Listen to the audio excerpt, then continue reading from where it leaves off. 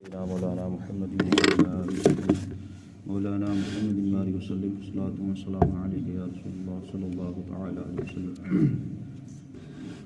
بسم اللہ الرحمن الرحیم۔ یہ جو آج کا جو بیان ہے، جو احادیث مبارکہ ہیں، وہ وسوسے کے تعلق سے ہیں۔ مثلا انسان کے دلوں میں جو طرح طریقے سے وسوسے آتے ہیں، تو وہ وسوسے کس کی طرف سے ہیں اور کون کون سے وسوسوں پر گناہ ہوتا ہے، آپ حدیث پاک کی روشنی میں سماعت کریں گے۔ عن ابی ہریرہ قال قال رسول اللہ صلی اللہ علیہ وسلم ان اللہ تجاوز عن امتی ما وسوست به صدورها ما لم تعمل به او تتکلم۔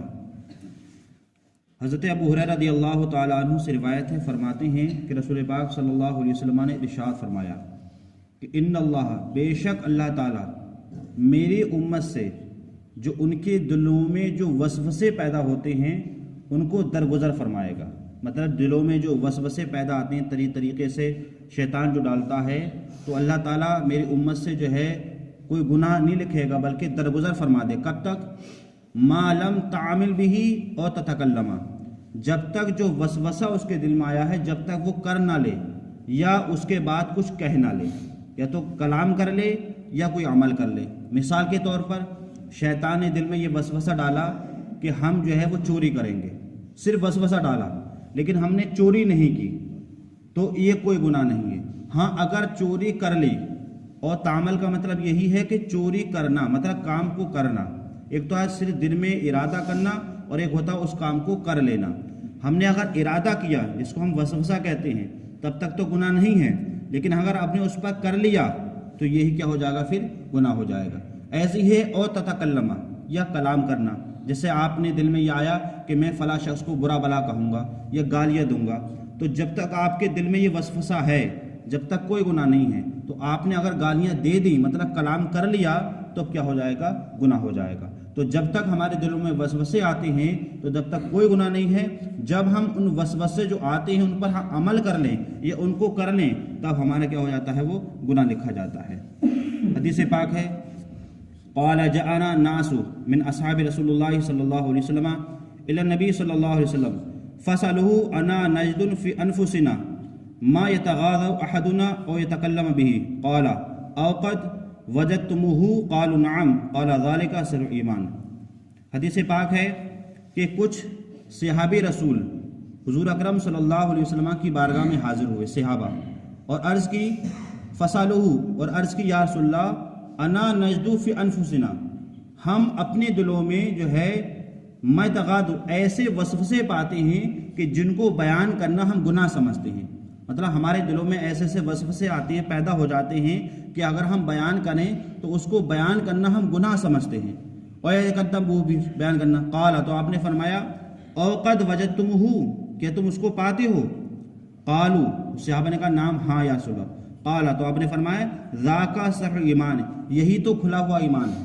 میں آپ کو مثال دوں، ایک چور جو ہوتا ہے وہ چوری وہاں کرتا ہے کہ جہاں مال ہو، اسی طریقے سے شیطان وہاں ڈانکا ڈالتا ہے کہ جس کے دلوں میں ایمان ہو، کیونکہ جو غیر مسلم ہیں تو ان کے دلوں میں ان پر شیطان حملہ نہیں کرے گا کیونکہ ان کے پاس ایمان کی دولت ہی نہیں ہے۔ ظاہر سی بات ہے چور وہاں چوری کرے گا جہاں مال ہو، ایسی شیطان وہاں ڈاکہ ڈالے گا جو صاحب ایمان ہو۔ تو ایسی صحابہ کرام کا ایمان وہ اعلیٰ تھا کہ اس پر ان کو بھی جو ہے شیطان کیا ہے وہ طریقے سے انہیں بہکاتا تھا اور ان کے دلوں میں جو ہے وسوسے ڈالتا تھا۔ تو جس کے دلوں میں وسوسے آتے ہیں تو گویا کہ ان کا ایمان جو ہے وہ کامل اور مکمل ہوتا ہے۔